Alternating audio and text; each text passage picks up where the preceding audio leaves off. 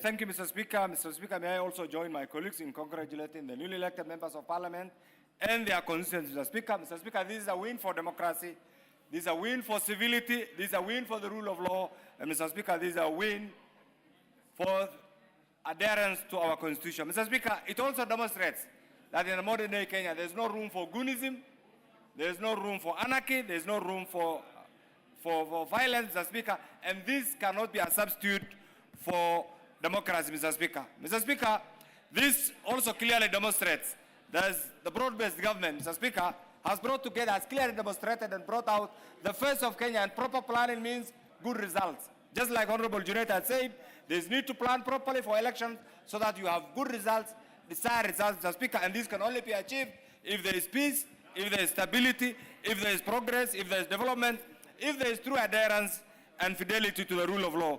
Mr. Speaker, to the police, I want to say that for those of us who are part and parcel of the making of the current constitution, abide by your tenets, the Constitution and the Police Service Act. Protect Kenyans from goons, protect Kenyans from goons, and make sure there is law and order. Mr. Speaker, to IEBC, don't be intimidated.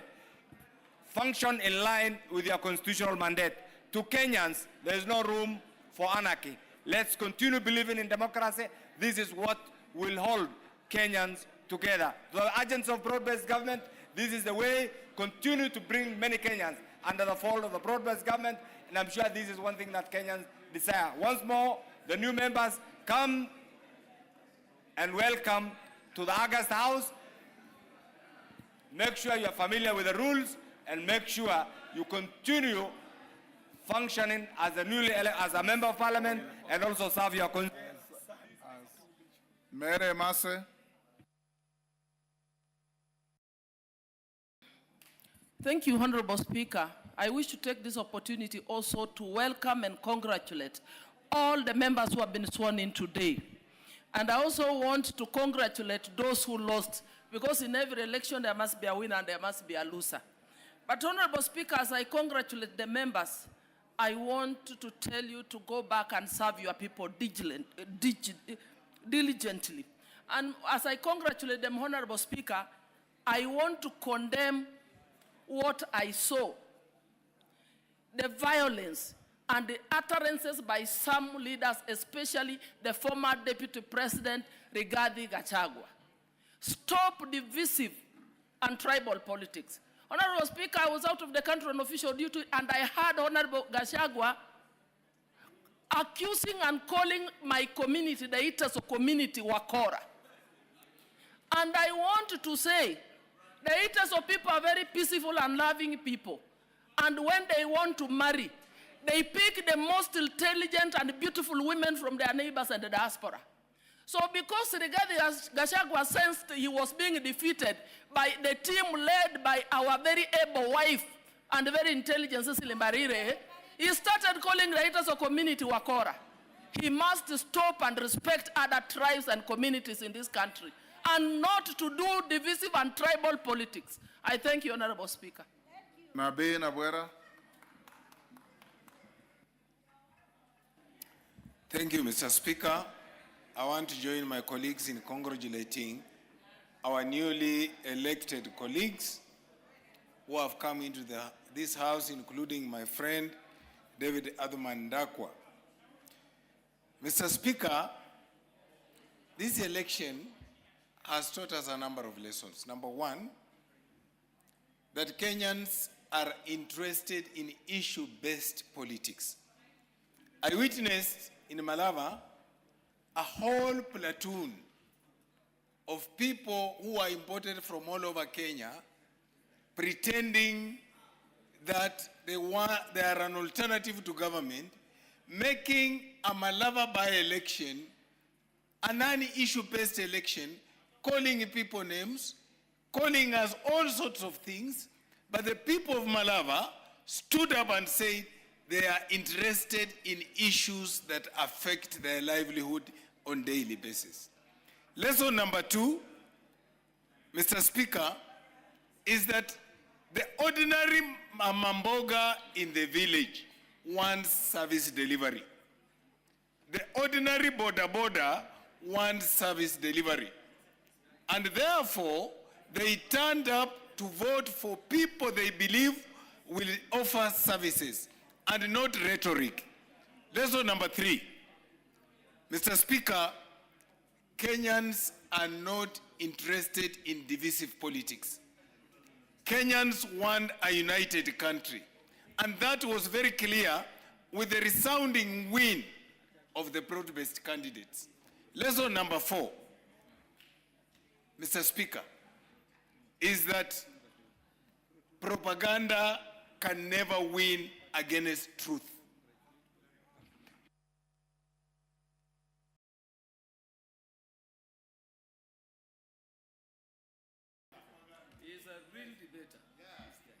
Thank you, Mr. Speaker. What we saw was that the united losers, as they have been called, introduced propaganda instead of addressing the issues that affect the public. And in this, the public was able to choose chaff, wheat from chaff. And the wheat is here, the chaff remained in the street. Thank you, Mr. Speaker. Thank you, Nabi. Honorable members, before I give the next, which will be Jane Kagiri, allow me to recognize a delegation from the Kingdom of Lesotho in the Speaker's Gallery. I wish to introduce to you a delegation from the National Reforms Transitional Office of the Kingdom of Lesotho, who are seated in the Speaker's Gallery. They are Honorable Richard Ramoletsi, Minister of Law and Justice, Mr. Lira Ralebese, Principal Secretary, Minister of Law and Justice. The delegation is accompanied by 3 officers and is on a benchmarking exercise with the Parliament of Kenya to learn about constitutional, parliamentary, and public service reforms. Honorable members, on my behalf and that of the National Assembly, I welcome them to Parliament and wish them fruitful engagements. For the duration of their visit, I thank you. Jane Kagiri will hold your horses. Honorable Tienda Mola had asked me when I introduced this delegation to welcome them, so I'll give him 3 minutes, 1 for the delegation and 2 for the swearing in of your new colleagues. Thank you, Mr. Speaker. Mr. Speaker, allow me to congratulate our colleagues who won the elections and have been sworn in. To win these elections and be sworn in is not a mean task, and we really congratulate them. We are quite proud of them. We hope they will learn all the good things that we do, those of us who have been here, and ignore the few bad things that they might see in the few days they will be joining us before we adjourn. Mr. Speaker, allow me also on behalf of the Bunge team to invite those of them who are involved in any of the disciplines in which we participate in the Yala Games to join us.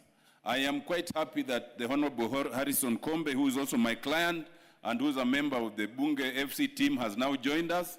The team is much stronger for that reason. I am also happy that the Honorable Moses Omondi has indicated that he will be our key striker. And from tomorrow, he will be practicing with us.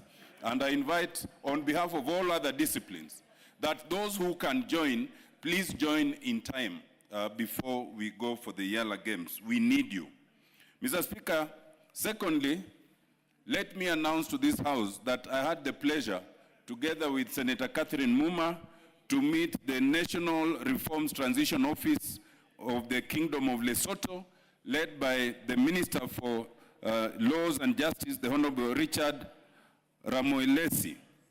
Mr. Speaker, we were able to discuss matters of constitution making from a perspective of history of this country, because the Kingdom of Lesotho is undergoing a constitutional process, and they wish to benefit from what we were able to do.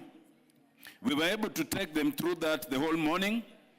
Mr. Speaker, we were also able to take them through the traditions and practices of Parliament, both the Senate and the National Assembly. But above all, Mr. Speaker, we were able to take them through our various facilities, from the chambers of the two houses to the committee rooms, to the gym, to the members' facilities, and more critically, Mr. Speaker, because they wanted to see the food that the Gen Zs came to feed on in Parliament, we were able to take them so that they have a taste of that food. And they confirmed that it is of good quality. I hope you showed them the beautiful new gardens as well. Yes, and they saw the beautiful new gardens and the fountain and everything in between. As for the evening matters, Mr. Speaker, that's beyond the House. I will not go into that. Thank you, Mr. Speaker. Kagiri.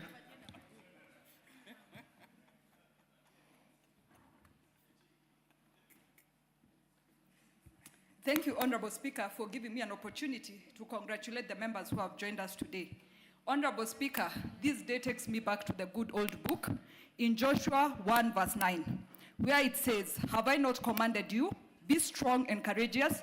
Do not be afraid. Do not be discouraged, for the Lord your God will go before you wherever you go." Honorable Speaker, today is a confirmation that our God was with us in Banisa, He was with us in Malava, He was with us in Magarini, in Mbarire North, and Unguja. Honorable Speaker, this is one election that confirmed to this country that it was an election of development versus insults and threats. And thank God the development agenda won in this election.